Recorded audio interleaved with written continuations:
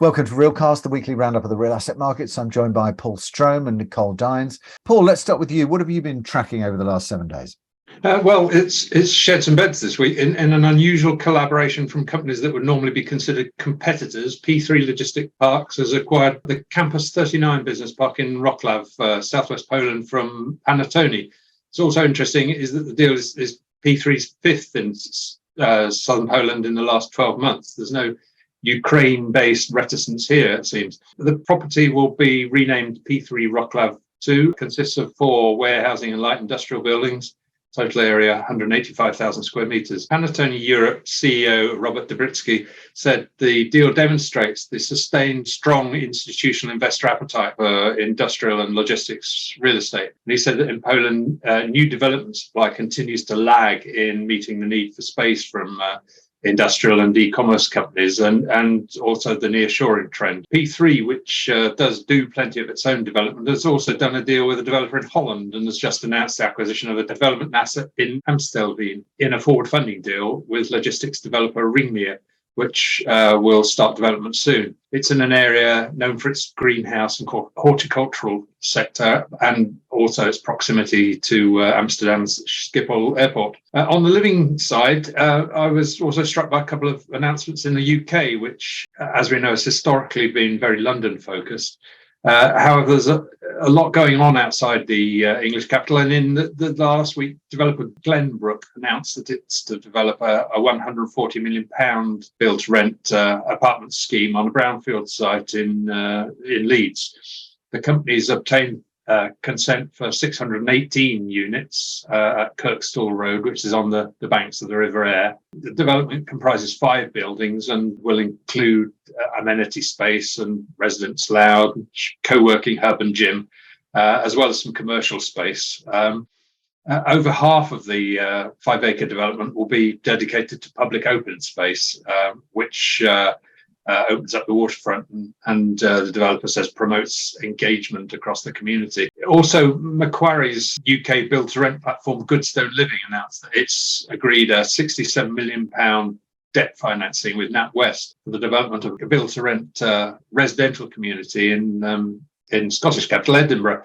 It's a waterfront scheme known as Dockside that will provide 338 homes, as well as amenities, including dining facilities, co-working and a fitness centre. The project was actually acquired last year, but has been reworked to be fully electric with an air source heat pump for each apartment, which they say will reduce operational carbon emissions by up to 55%. And presumably it will help residents' bills as well. Continental Europe and Northern Europe always seem a bit further ahead with build-to-rent and residential generally. So I was interested when Nordic-focused property company NREP's residential rental platform Juli Living, which is active in Finland and Denmark, told us that it's introducing the SpaceFlow PropTech app. One of Juli Living's main selling points is that it offers modern homes via an online marketplace and offers a high degree of digital access to services. The app's described as a digital customer experience platform, and it's smartphone based and enables would-be tenants to rent an apartment and then, once in residence, access services digitally. It follows a pilot project in Denmark in 2021, and the collaboration will continue with the launch of a white label version of the SpaceFlow app at the UN 17 village in Årstad, Copenhagen. The app gives access to smart building features such as remotely open doors and smart heating system controls, and it provides real-time energy consumption information and enables tenants to report issues for the landlord. One benefit is the data that it provides, such as the use of shared facilities and tenant preferences, which they say will provide an accurate guide to the best targets for future investment. That focus around living, I think, is a big topic at the moment, both in the news. We'll also be covering that at MIPIM in the investment track as part of the official program there. So that's going to be an interesting topic to pick up. And as well, of course, involved in that are areas like senior living. And of course, we've also got the networking event there. And for anybody who was interested in attending those, although the senior housing and healthcare networking briefing was sold out, we've actually managed to increase the number of spaces for that So do please pick up those if you're interested in that, and down in Cannes. Interesting as well around the logistics and sustainability side. I had an interview which will be published this week with Wilm Schwarzpaul of Eco Parks. Very interesting business there, specifically focused on developing much more sustainable, energy resilient logistics. So really interesting to see that. Nicole, what have you been focusing on?